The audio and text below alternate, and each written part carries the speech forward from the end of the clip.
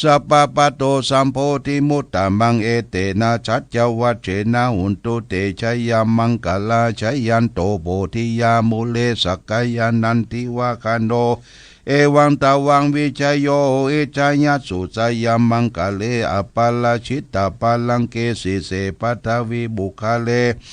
อภิเสเกสัพพะพุทธานังอาคาปัตโตปโมทติสุนักตังสุมังกลังสุปปะตังสุติตังสุขันโน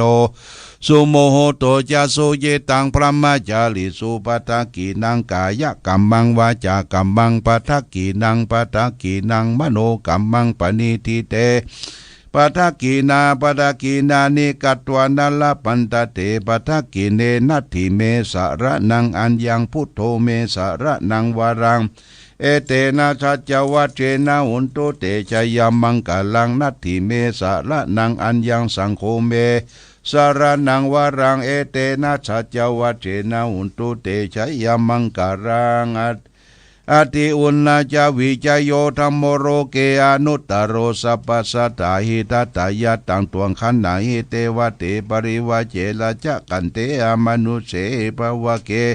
พยาเกนะเสวิเตพุเตอังกลามาลเนจะปัสสมามารณามุตโตตาเปตัวกัมมจาริตังเจเลตัสเสวานุภาเวนะหุนตุเตโวสุกิสัทธา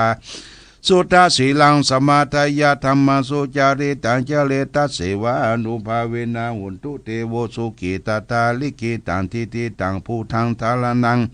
วจานังกลุงปริตังเทสนาตุตัวตัสสะโยปวัตตติสักกะตัวพุทธลัตตันดังอุสตังอุตมังวรังหิตังเทวามนุสานังปุตตะเตเจนะโสตินานัสสันตุปัตตวาสเปตุกาวุปัสเมนตุเตสักกะตัวธรรมรัตนังโอสตังอุตมังวาลังปาลิละหูปัสสัมมานังธรรมเตเสนาโสตินานัสสันตุปัตตวาสเปพญาวุปัสเมนตุเตสักกะตัวสังฆรัตนังโอสตังอุตมังวรังอาหุนายังปะหุนายังสังกเตเสนาโสตินานัสสันตุปัตตวาสเปโลกาวุปัสเมนตุเตเพสัจจังเทวมนุสานังกาตุกันติติตังละสังอัมพิลังลาวันเจวสัพพพยาติวินาสันตุเอกตวิติจตุปัญจสัสสตตินังตถายวัตุกาวินาสันตุชีวิทานัง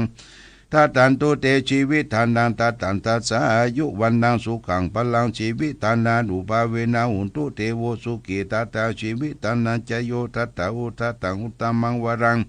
สาลีตังทุกังนาเสติเพสัจจังธานามุตตมันตัสสะมะกะลยะกะลยังนิจยังสัพพะยังปุญญานิปัลโลกัสสมิปฏิตา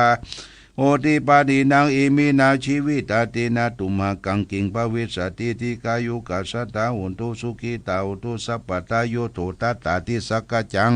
ศีลวันเจตุตาติตุนานาทานังวลังตัตวาชีวิตานังมหาพลังเอวังมหิติกา